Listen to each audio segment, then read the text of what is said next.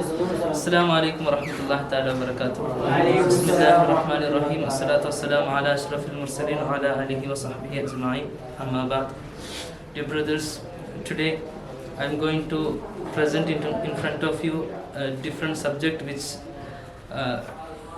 it is, I think, a first ever subject in our campus, and that is introduction to the Islamic economics.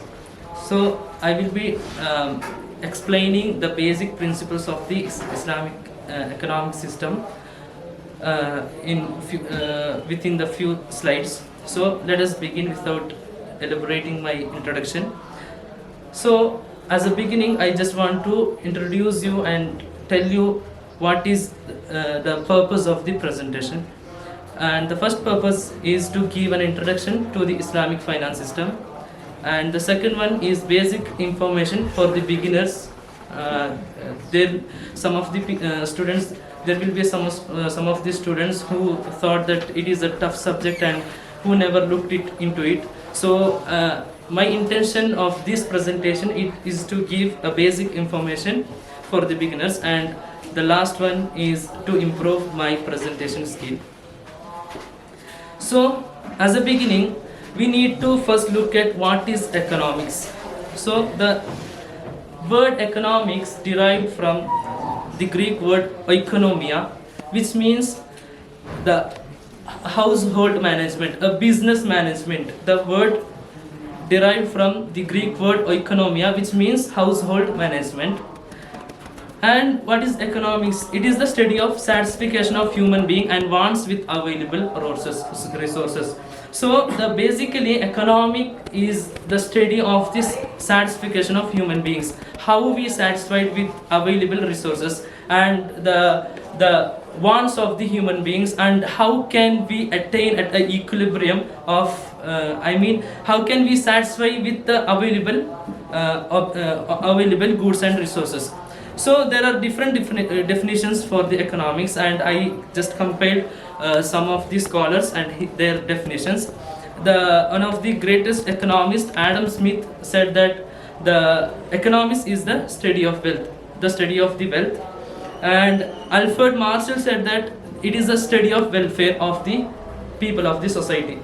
And the Lionel Robbins said that study of scarcity, economy is the study of scarcity. And the Paul Samuelson said that the economics is the study of choice. There will be different choices in front of us, and there will be resources. So we will be shuffled what to produce. There will be many choices in front of us. So that is what the Paul Samuelson said. It is the study of choices. So next one is when we add the base Islamic principles to the conventional finance or the economic system, we call it the Islamic economic system. So there are basic principles for the Islamic finance system, and we will be discussing in detail in the following slides. The first one is interest free. Then some of the people confine the Islamic finance system or the Islamic economics into the interest free. But it is a broad understanding. We need a deep insight into the fiqh of the Islam in order to understand the Islamic finance system. So that is the first one, interest free, and in Arabic we call it riba, but it is not a correct translation of the riba, interest free. There are different types of riba that we will be discussing in the following slides. And the second one is profit and loss sharing, or the risk and return sharing. So in Islamic economic system, we should share the loss and the profit equally. So no one will be facing the loss alone. We should also share we share the profit, we should also share the losses also. And the third one is gharar and maisir is prohibited in Islam, that we come across in the fiqh text, and I think that there is no need of more introduction or more explanation in the third point. And the fourth one is underlying asset should be there. There should be an underlying asset. We will be discussing that in the following slides, and I will explain you in that slide.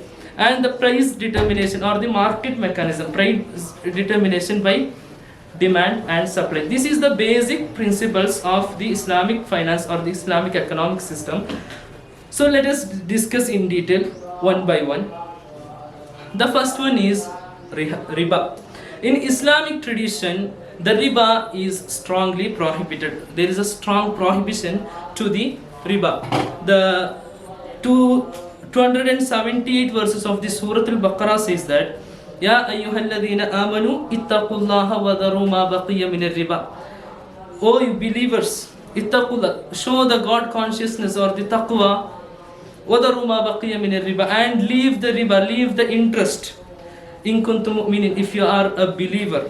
Fa illam taf'alu, and if you did not do so, fa'adhanu biharbin min Allah wa rasuli, expect a war from the Allah subhanahu wa ta'ala and his prophet sallallahu alaihi wasallam. So there is a strong prohibition. Even Allah said to us to expect the war from Allah subhanahu wa ta'ala and his prophet sallallahu alaihi wasallam. So there is a strong prohibition. And the one of the things that we have to understand that even the conventional economic system, I mean the economic system which is existed today, they also cannot justify the interest. So let us discuss what is interest. Basically, interest is money for money system. For example, we give a money to buy a commodity, right? We give 10 rupees to buy a commodity, right? This pen. So like, what is the basic of the interest? We are giving 100 rupees to get back 110 rupees. That is called interest, right? Understanding? Yes. Right? We are giving 1000 rupees to get back 1100 rupees, right? That is basically called the interest. So we consider the using money as a commodity. So when we buy a thing, we use money as a medium of exchange, right? When we buy this pen, we use the pen. We use 10 rupees as a medium of exchange to buy this pen, right? So this is a commodity. Like, what is interest? Interest means we are buying 1100 rupees by 1000 rupees. We are giving 1000 rupees and we are buying 1100 rupees. So we considered it as a commodity, right? Understanding? Okay. But in the Islamic fiqh and the Islamic jurisprudence, the money is the medium of exchange or the measure of value. Jinsul Athman, we call in Arabic Jinsul Athman. The money is a Jinsul Athman. We use it as a medium of exchange. To buy this pen, we use money as a medium of exchange or measure of value. To measure the value of this pen, we use money. So that is the one of the thing. And I said that even the conventional economists also cannot justify the interest system. In 1913, a Great Depression took place in the America, and it affected the entire world. So the American government nominated an economist. He was a world famous economist. His name is Dennis Munde. So he was nominated by the American government to research and to find out the reason behind this depression. And the Dennis Munde, along with his 10 members, last came to a conclusion that we should stop using the money as a commodity. So that was the conclusion. That was the reason they found behind this depression. So as I said, even the conventional modern economists also cannot justify the interest. Interest is something that prevents or militates the development of or the growth of economic system. So as I said, using money as a commodity is the basic of the interest. So why money cannot be a commodity? So we need to understand that, and I took this reference from Ihya Ulumuddin, and these are the points of Imam Ghazali. And Imam Ghazali is the greatest scholar who authentically said about the Islamic finance system or the Islamic economics. And I have a reference of it, and if anybody want, just come to me and I will give you. So as I said that basically interest is using a money as a commodity. So why money cannot be a commodity? There are three reasons. No intrinsic value in money. So what is the use of this pen? We use this pen to write, right? What is the use of this podium? We use the podium to present, right? So everything, every commodity has an intrinsic value, andarleenamaya value. Every commodity has an intrinsic value, but the money does not have, because money, we use money as a medium of exchange to buy something. Rather, it does not have intrinsic value. We cannot use the money to fire, or we cannot use money to cover something, right? We do not use it like that, but we use it as a medium of exchange. So there is no intrinsic value in the money like the commodity. Every commodity has the intrinsic value. And the second one, it does not accept different qualities like a commodity. In 1919, this pen was not like this. I assure that, because it develops and it accepts different qualities, right? And in the upcoming years, the pen will be changed.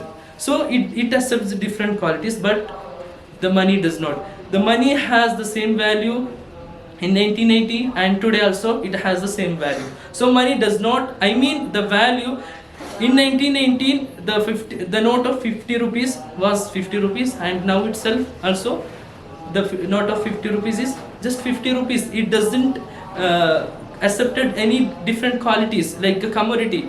Okay, and the money is not pinpointed. That is the one of the reason that why money cannot be a commodity.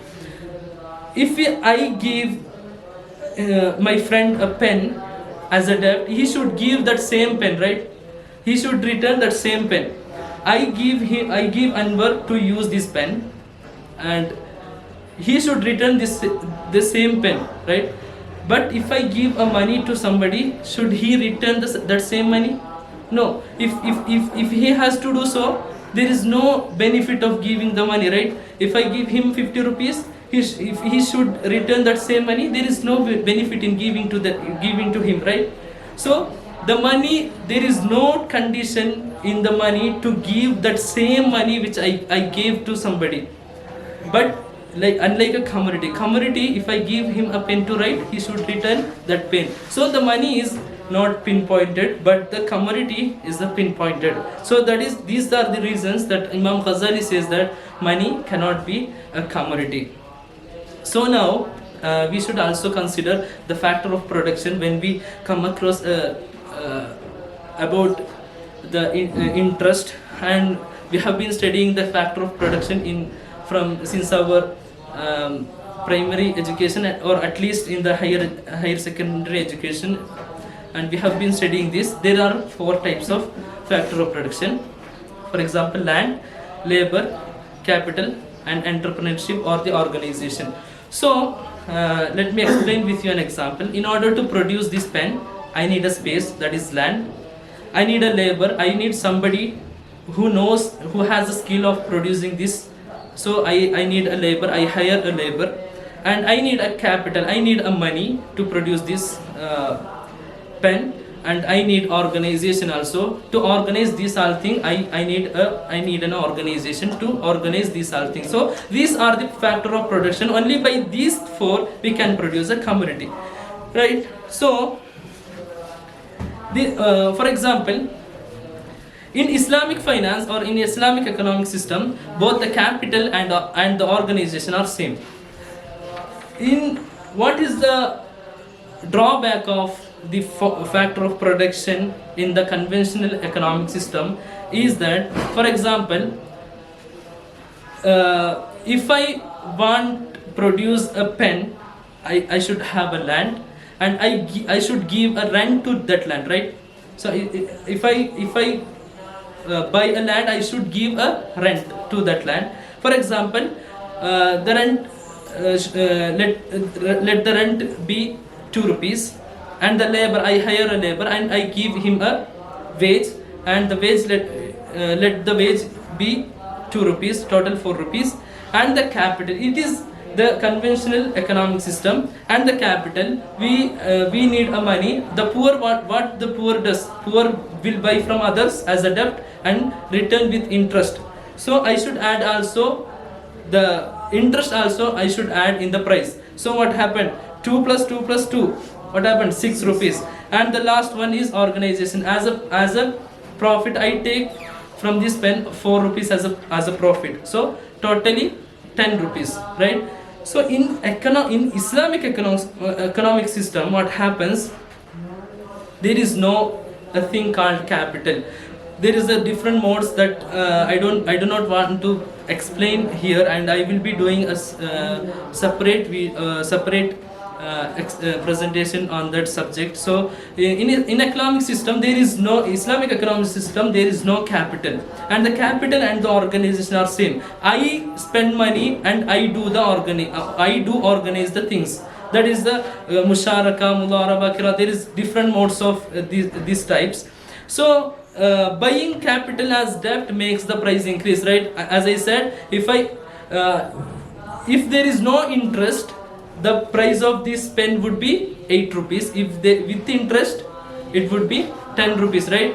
I should add the interest to the price, so it will increase. So without increase, the price declines if there is no interest. The price of this pen will decrease if there is no interest, because I do not want to add the interest rate into this pen. So it will become the price will decrease. So interest makes the poor poorest and the rich richest. It is one of the greatest one of the drawbacks that we should aware of, is that interest makes the poor poorest and the rich richest. It is one of the greatest. What happens in the factor of production? A poor will have to buy the money from others as a debt and should return with interest. So he should add interest rate to the price of this pen. So his price will be 10 rupees. What does the rich make? Rich will not buy the capital from others because he has the money in hand, right? So he should